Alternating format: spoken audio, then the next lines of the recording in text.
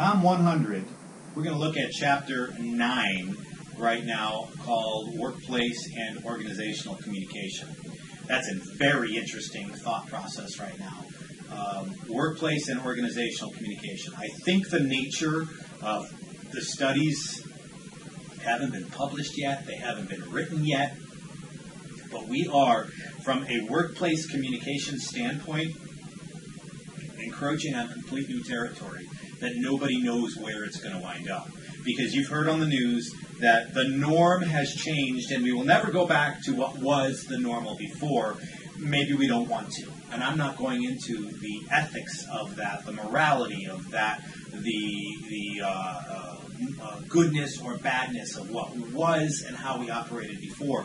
But let's, pardon me, let's talk about the idea that we are just not really sure how things are going to progress in workplace environments moving forward. I can tell you that there's a lot of organizations that are scrambling right now, like this one right here, like Glendale Community College. We are moving things to kind of all going online and having these conversations with you through the internet or pre-recorded like this one is, for example, rather than trying to do everything live in the classroom face-to-face, where health and germs and things of this nature with respect to the virus can be passing. So when we talk about workplace communication, the rules are sort of becoming variable, and the rules are shifting. Some of the same things that was happening, for example, in retail stores are still happening, except with some very interesting changes. I had to go out yesterday to the post office, for instance, and here's a little bit about my experience. Number one, it took me 3 different locations before I found a post office that was open. Number 2, I had, obviously everybody was there, and I was wearing my mask and all as well, and everyone was there, but it was almost as if, and this is just my interpretation, but it was almost as if that person, the people who were wearing masks, had also something in their ears, or that they were hard of hearing, and expected everybody else to be too, because they were screaming through their masks to try and communicate with people without realizing that they didn't realize they weren't speaking in normal tones, and that everybody was elevated voices, and thus what that turned out to be was raising the tension in the air. And at the same time, they had security guards there that were kind of forcing people to stand in certain spots in line 6 feet apart on the markers on the floor. And that meant even outside, because what would have been a line inside the post office now trailed all the way outside and partway down the block and around the building. And so it was one of those, it was a very bizarre, almost surreal scenario. But this is organizational communication. How is the workplace communicating not only with each other, but with their customers, clientele, etc., in this new age that we seem to be facing and this new reality? But we are going to go ahead and shift a little bit now into the actual material in the book, because that's obviously what's important for us right now to look at. So let's do just that. So if you're in your book, and you should be, and we look at what is workplace communication on page 214.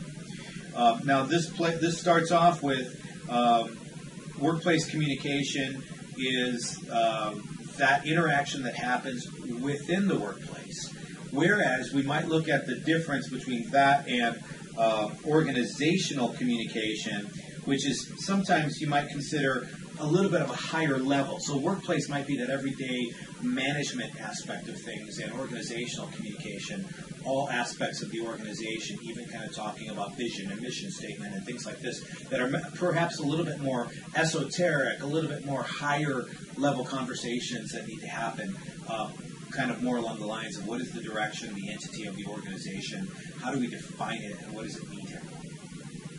All right, so make sure that you get a little bit of an understanding. Go through that page so that you understand both workplace and organizational communication. Note, of course, that when we talk about communication in the workplace, there are both formal and informal networks by which we channel that communication. I want you to stop and think for a moment. So if If I am looking at communication in a formal channel, perhaps it's usually top down, where I've got a manager or the CEO or the president or the executive board or some supervisor or somebody up in an upper area. They make a decision or they have some sort of something to communicate and relay. And what that typically happens is they write a memo, send an email, put something together to communicate across a channel. And then it kind of comes down through the formal lines to the next level line of managers, to the next level line of managers, depending upon how many layers of management at any organization that may exist. And then finally to those soldiers, if you will, on the front lines, performing the actual duties and functions of the organization to make it meaningful and verifiable and valid. And so, having said that, that's normally how a formal process of communication works. By the same token, there's also an upward process that if somebody at a lower level has this opportunity to want to say something to somebody at a higher level, there's a formalized channel to do that. Is that, do you think, the easiest and most efficient way of communicating within any organization?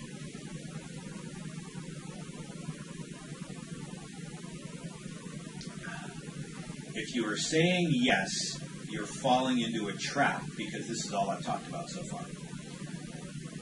Because the answer is no.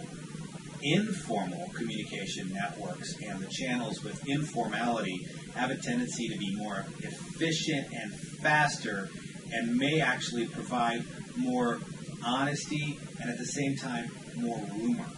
And this is exactly what I'm talking about, the whole concept of grapevine communication, gossip communication, people whispering concepts of water cooler talk, instant messaging, chat, Facebook, social media, etc., the things that happen on an informal basis, communicating between people in the organization.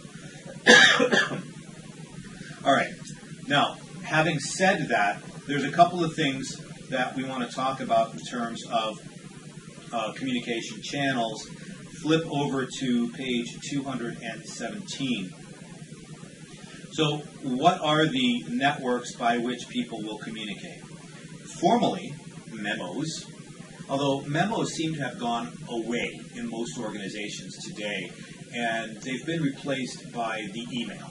And so, emails are certainly a thing. There are a couple of things that I want to make mention of with respect to communication channels, though. First off, I think it's important for you to know and have a really good handle on that if you are working somewhere where they have given you an email address, you need to know right up front that that email is accessible by the IT people at the organization. You don't own the content of your email, and quite frankly, should they desire at any time for cause or even not with cause, they can access your communication and email. Be very careful on what you're saying in what you might think, which isn't a private email, if it's a workplace email address. So be very, very careful with that.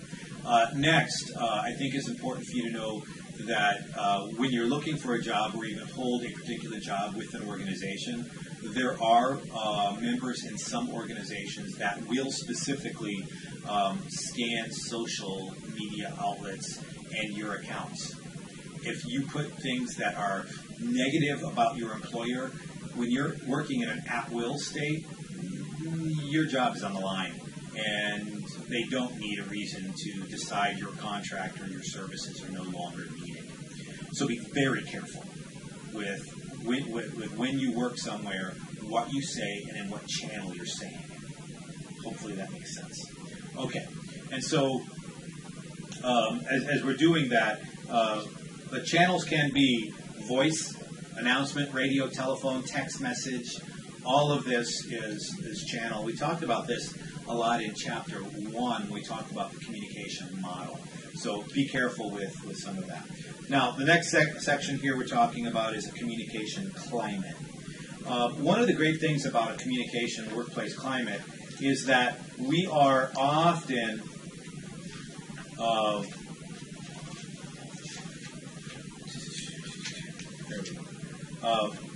one of the great things about communication climate is we can have a very positive climate, we can have a toxic climate. We can feel very comfortable in a climate where we're talking about what is the atmosphere of the workplace, of the scenario. Are you the negative energy vampire, the one who walks in and all the positive energy in the room is completely zapped and everyone just kind of looks drained because they have to be around you? That's not contributing to the work climate and work environment.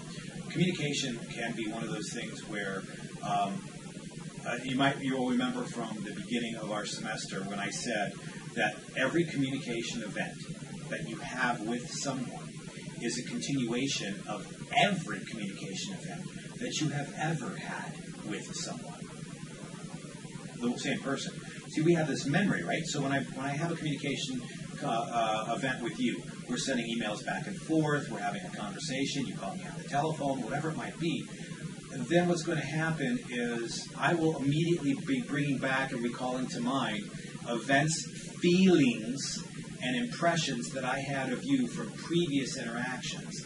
If someone gives me the impression that they're not honest, am I likely to trust them and everything they're going to tell me in this communication if the feeling arrived a year ago? Probably not. I will have that on the forefront of my mind. And the same thing kind of happens when I'm dealing with companies and workplaces as well. When we work in a company, we can help set the tone on how the communication is going to go. Are we going to set the tone as a comfortable, positive tone or a negative, defensive one? And these things don't change overnight, but we can certainly contribute to whether it's positive or negative, and that can change the entire workplace culture and the entire workplace environment. So let's keep that in mind as we start going forward. All right, so I want you to look at these things as we go through here in terms of contextual elements of values, assumptions in the workplace, okay? Each workplace takes on its own characteristic and its own character and personality. Are morals, ethics, and values existing in that particular workplace? Sure they are. And it's kind of a collection of the contributions of the individuals involved.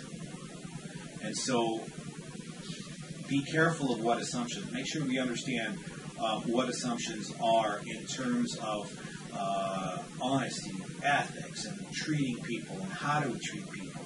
Is it written down in a code somewhere for that organization, and do they follow it, and do they bring it up and recall it often enough so that we're paying attention? Okay, workplace socialization is a lot like culture shock and acclimatization in cultures, and that starts on page 224. We start with the anticipatory stage. You are just getting hired. You are just getting involved in a particular organization, whatever that organization is. There's always that anticipation, because if you actually, whether or not it's a job, for example, that you were forced to take, or if it's a job that you're excited about, there's some level of anticipation, of expectation of what's coming. And then there's going to be a letdown after a honeymoon phase as a result of that. And stage 2 starts on page 226, where we start talking about the assimilation stage. And this is, how is it that I'm actually fitting myself into the group? Remember last week we talked about group formation.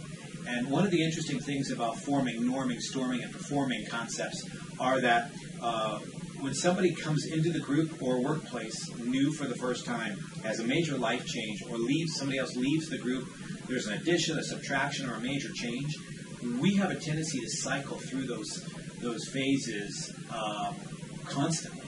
We're never really stuck in one particular phase permanently.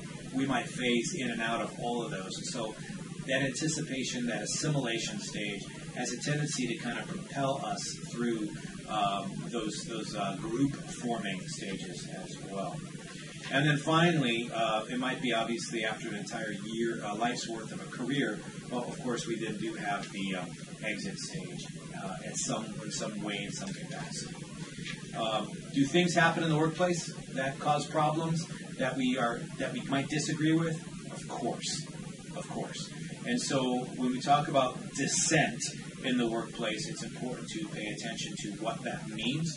That's covered on page 231 and 232. And then, of course, relationships in the workplace has a tendency to round out our discussion. Are friendships good in the workplace? Of course. Are romantic relationships good in the workplace? That's a real sticky question. General rule, no. But be very careful, to know what the rules are in any organization you're involved with, because sometimes getting into a romantic relationship can get one or both of you fired if you didn't fully understand the employee handbook and the rules that were set forth.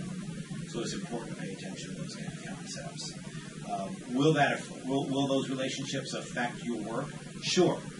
It can affect your work both, and the production of the organization, either positively or negatively. And it's important for us to pay attention. All right, so next week we're going to look at Chapter 10, Communication and New Media. Let me know if you have any questions moving forward. I will be putting both this video, the discussion board, and the quiz up. Remember, those are the three things we're paying attention to every chapter here. So watch, absorb my comments on the chapter, read the chapter, make sure you've gone through all of the key words from the chapter in particular, and then once you've done all of that, go ahead and take the quiz and do the discussion first, probably better off discussion. Respond to a couple of other people in the discussion and take the quiz, and then we can move on to the next chapter. Be well.